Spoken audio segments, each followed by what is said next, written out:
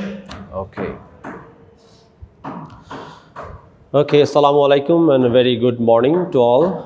Welcome to business communication class. Today we will try to cover the third chapter, and the name of the chapter is understanding your audience. So if you remember, so far we have covered like couple of chapters.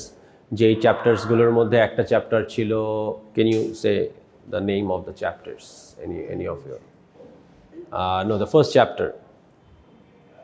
The first chapter was about the effective business communication. Like, what is the importance of business communication? Why we should learn business communication? Why we should communicate well? এগুলো নিয়ে we have discussed, and then we covered the second chapter, which was on language, or which was on the delivering your messages, how you can effectively deliver your message. What are the strategies or where you should give more emphasis when you are delivering messages. So এই জিনিসগুলো নিয়ে we have discussed, এবং ওখানে একটা টপিকে একটা ছোট্ট point ছিল যে আপনার অডিয়েন্সটাকে কনসিডার করতে হবে. So if you remember one of the strategy, so সেই টপিকটা নিয়েই there is another chapter which is like understanding your audience. So এটা নিয়ে আমরা আজকে চেষ্টা করব একটু ডিসকাস করার. And since you already know how we start our slides, first we try to explain about the objectives, learning objectives, যে আমরা আসলে এই চ্যাপ্টার থেকে কি কি শিখতে চাই বা কি কি জানার চেষ্টা করব সেগুলো এখানে আছে.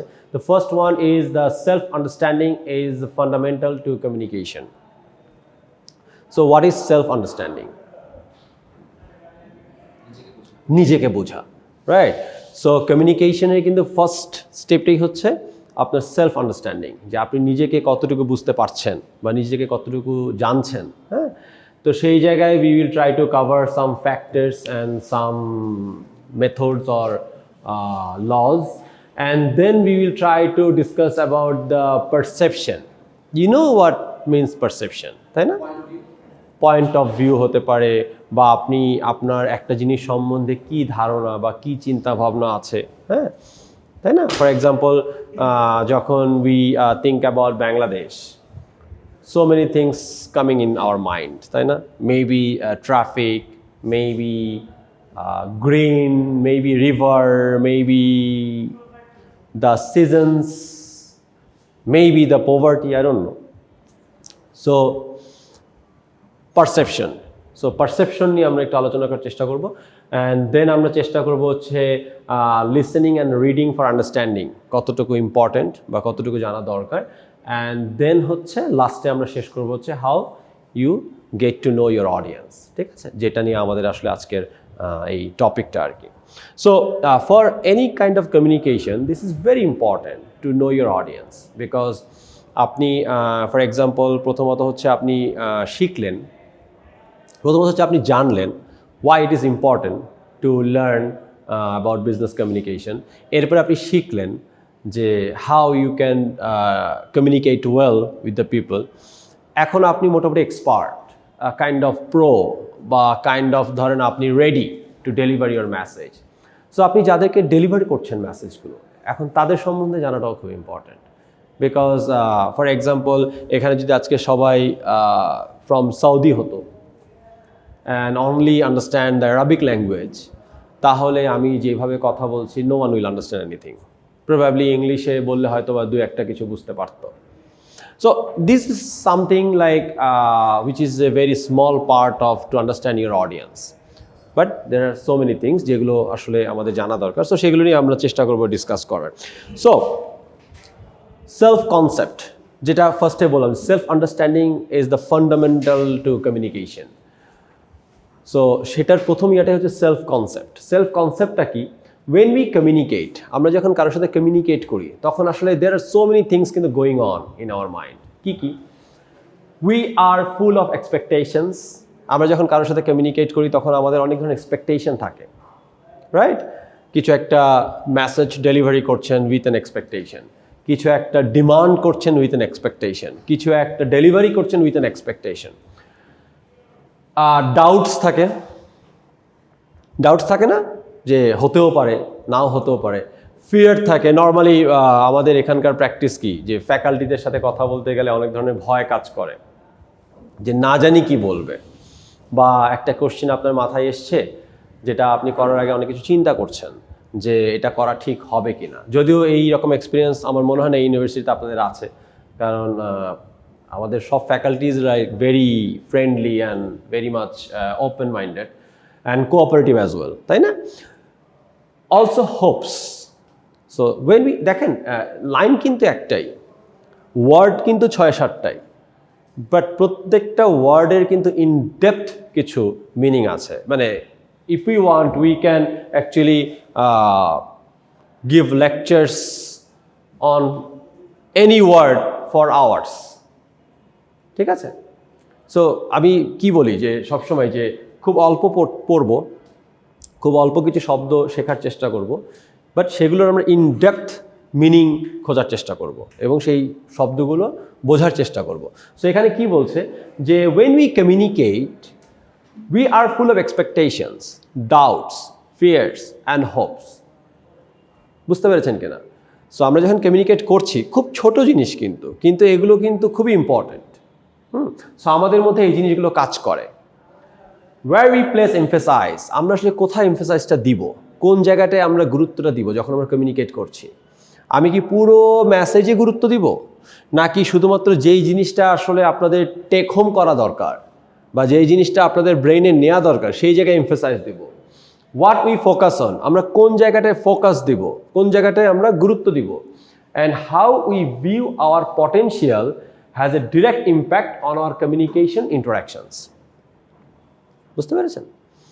সো যখন আমরা কমিউনিকেট করছি তখন কিন্তু এই প্রত্যেকটা জিনিস আমাদের কিন্তু মাথায় রাখতে হবে, প্রত্যেকটা জিনিস আমাদেরকে কিন্তু ক্লিয়ার থাকতে হবে। সো দ্যাট ইজ কিন্তু সেলফ কনসেপ্ট, যে আপনি আপনার জায়গায় জিনিসগুলো ক্লিয়ার কিনা যখন আপনি কমিউনিকেট করছেন। কমিউনিকেশন কিন্তু is very easy, very simple, but এটাই আমাদের কাছে সবচেয়ে ডিফিকাল্ট মনে হয়, যে হচ্ছে কিনা বা হবে কিনা বা পারবো কিনা, right? So these are like the very few things, যে জিনিসগুলো আপনার কিন্তু মাথায় রাখতে হবে। এরপরে কামস ভেরি ইম্পর্টেন্ট ওয়ার্ড, আমরা খুব ছোটো ছোটো ওয়ার্ড নিয়ে আলোচনা করব। Attitude. So what you think, what is attitude?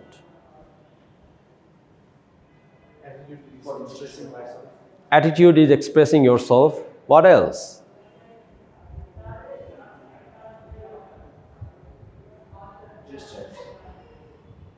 Can be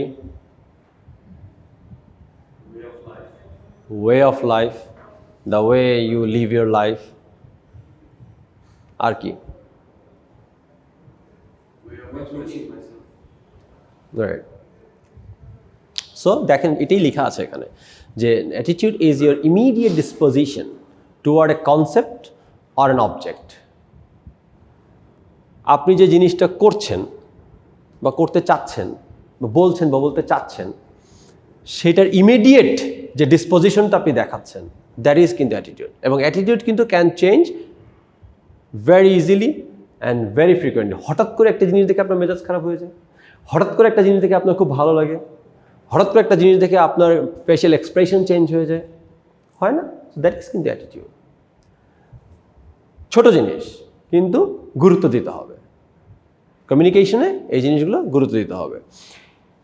একটা ছোট্ট এক্সাম্পল দেওয়া আছে, যে you may prefer vanilla while someone else prefers peppermint, but if someone tries to persuade you of how delicious peppermint is, you may be willing to try it and find that you like it better than vanilla.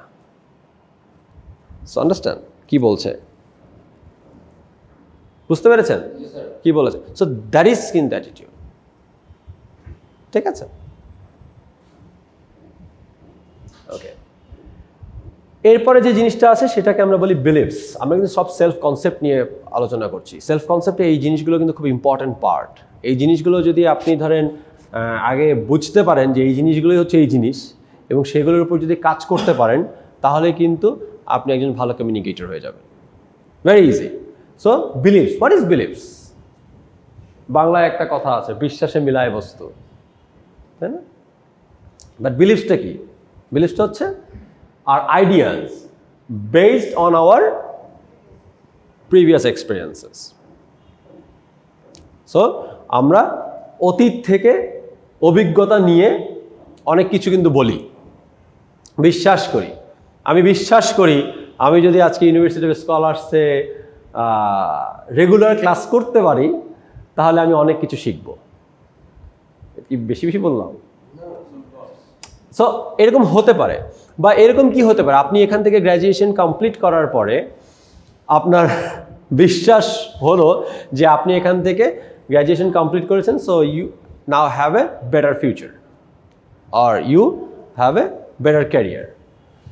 So আপনার previous experience থেকে আপনি মানুষকে বলছেন যে আমার বিশ্বাস যে তুমি যদি ওখানে যাও তাহলে তুমি ভালো করবে, কাইন্ড অফ বিলিভস হচ্ছে এরকম কিছু একটা, ঠিক আছে। And কনভিকশনস and may not necessarily B based on logic or fact. বিশ্বাস কিন্তু কখনো কোনো লজিক দিয়ে হয় না। আমাকে যতই লজিক দেখাক পুরান ঢাকার এই জিনিসটা মজা, আমার যদি বিশ্বাস না হয়, আমার যদি অতীতের কোনো এক্সপিরিয়েন্স না থাকে, তাহলে আমার কোনো লজিক খাটবে না, ঠিক আছে। It often takes time or strong evidence two pursuit someone to change A belief, ঠিক আছে। So it's not that easy. So আপনি কি ডিফারেন্সগুলো বুঝতে পারছেন? অ্যাটিটিউডের ডিফারেন্স, বিলিফসের ডিফারেন্স। সো অ্যাটিটিউড কিন্তু আপনার উপর অনেক কিছু ডিপেন্ড করে। সে ভ্যানিলা পছন্দ করে, কিন্তু পেপারমেন্ট আপনি যদি তাকে পারসুয়েট করতে পারেন, সে হয়তো একবার ট্রাই করবে। ট্রাই করার পর যদি সে দেখে যে না, নট ব্যাড, তাহলে কিন্তু আপনার কাজ হয়ে গেল, ঠিক। বিলিভস কিন্তু ডিফারেন্ট। বিলিভস কিন্তু যদি স্ট্রং এভিডেন্স না থাকে তাহলে কিন্তু মানুষকে পারসুয়েট করাটা খুব সহজ না, ঠিক আছে। ওকে, এরপর আরেকটা জিনিস হচ্ছে ভ্যালুজ। Attitudes, beliefs, values. ভ্যালুজটা কি? ভ্যালুজটা হচ্ছে core concept and ideas of what we consider good or bad, right or wrong, what is worth the sacrifice. এটা কিন্তু আরো বড় মাপের ব্যাপার স্যাপার, ঠিক আছে। So our values are central of our self image, what makes us who we are. Family background বলে না, ওই ব্যবহারেই বংশের পরিচয়। So these are values you are carrying now. Religious can be one part of that. The lifestyle can be one part of that. ঠিক আছে? So এই জিনিসগুলো কিন্তু একদিনে হয় না, হ্যাঁ। এবং there are so many things. For example, ধরেন কমন সেন্সের বিষয় আছে, কোনটা রাইট, কোনটা রং, কোনটা এথিক্যাল, কোনটা নট এথিক্যাল, ঠিক আছে। সো এই জিনিসগুলো হচ্ছে ভ্যালুজ।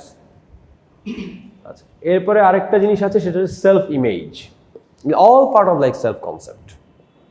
সেলফ ইমেজটা কি? সেলফ ইমেজটা হচ্ছে how you see yourself, how you would describe yourself to others, that is your self image. এটা কি কি ইনক্লুড করে? সব কিছু, every kind of physical characteristics you have, your eye colour, your hair length, your height, and so on, so on. And it also includes your knowledge, experience, interest and relationships.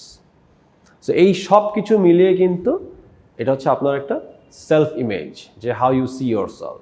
For example, ধরেন আপনি always what we do when we well dressed, we go in front of the mirror and we see how we look like. Why we do that?